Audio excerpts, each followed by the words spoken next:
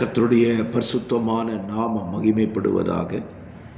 ஆசீர்வாதமான ஒரு நல்ல காலை வேளையிலேயும் பாளையங்கோட்டை இந்திய தேவ சபையிலிருந்து காலை மன்னாவை உங்களுக்கு வழங்குவதில் மிகுந்த சந்தோஷம். ஒவ்வொரு நாளையும் கர்த்தர் கிருபையாய் நமக்கு கூட்டி கொடுக்கிறார். இந்த நாளை கர்த்தருக்கென்று கர்த்தரோடு செலவிடுவோம்.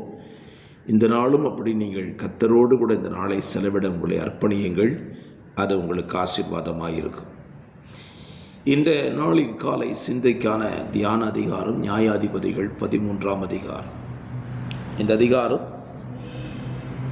சிம்சோனுடைய பிறப்பை குறித்து இந்த அதிகாரம் விவரிக்கிறது. தேவதூதன் அவனுடைய பெற்றோரோடு கூட அவனுடைய பிறப்பை குறித்து பேசுகிறார்கள்.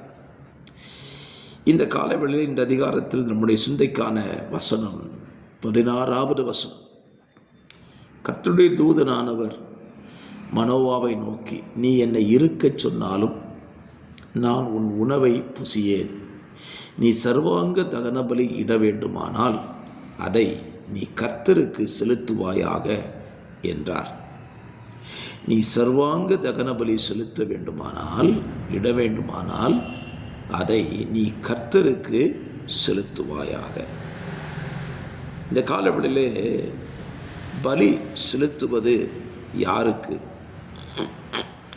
நாம் இன்றைக்கு ஆடையோ மாடையோ பலி செலுத்துவதில்லை.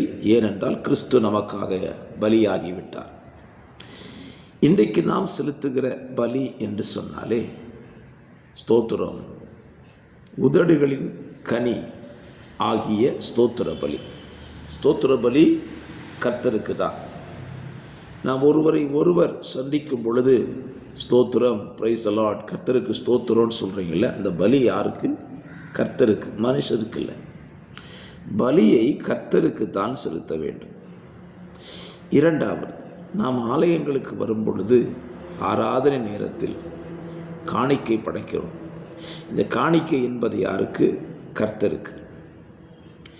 கர்த்தருக்குத்தான் நான் பலி செலுத்துகிறேன்னு சொல்லி ஒவ்வொருத்தரும் நினைச்சா கர்த்தருக்கு செலுத்துகிற பலி எப்படிப்பட்டதாக இருக்க வேண்டும் என்பதை சிந்தித்து அதை செலுத்துவார்கள்.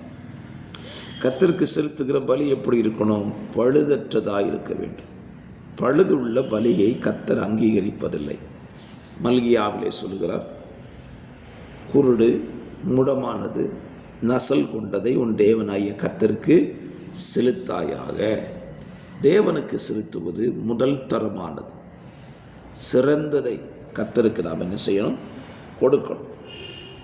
உதாரணமாக நாம் படைக்கிற காணிக்கையை நம்முடைய கரத்தில் எடுத்து பாருங்கள். ஞாயிற்றுக்கிழமை ஆராதனை விசேஷித்த கூட்டங்களுக்கு வருகிறீர்கள். ஸ்தோத்திரம். அந்த ஆராதனையில் நீங்கள் படைக்கிற காணிக்கையை கையில் எடுத்து பாருங்கள். அதில் பழுது இருக்குதா?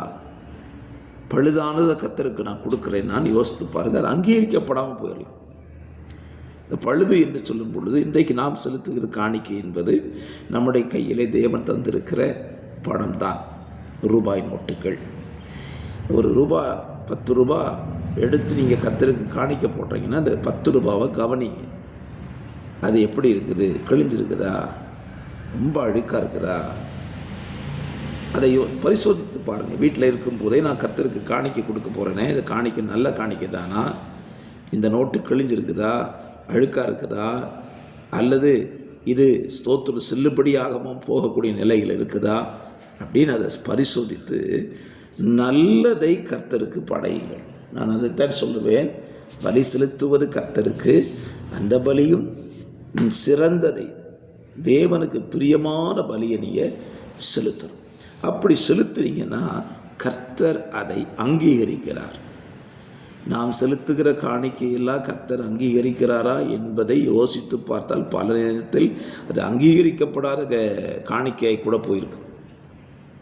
அப்படி இல்லாமல் செலுத்துகிற காணிக்கை கர்த்தருக்கு என்று செலுத்துக, சிறந்ததை செலுத்துங்க. அப்பொழுது தேவன் அதை ஆசீர்வாதமாக உங்களுக்கு என்ன செய்கிறார்? மாற்றி தருகிறார். பரிசுத்த பிதாவே, இந்த காலவெளியிலே எங்கள் பலிகளெல்லாம் மனுஷனுக்கு அல்ல கர்த்தருக்கென்று செலுத்தப்பட எங்களுக்கு கிருபை தாங்கப்பா. அதை சிறந்ததாய் செலுத்த உடைய பிள்ளைகளுக்கு நீங்கள் உதவி செய்யும். இந்த நாளை ஆசீர்வதியும். இயேசுவின் நாமத்தில் ஜெபிக்கிறேன் நல்ல பிதாவே. ஆமென்.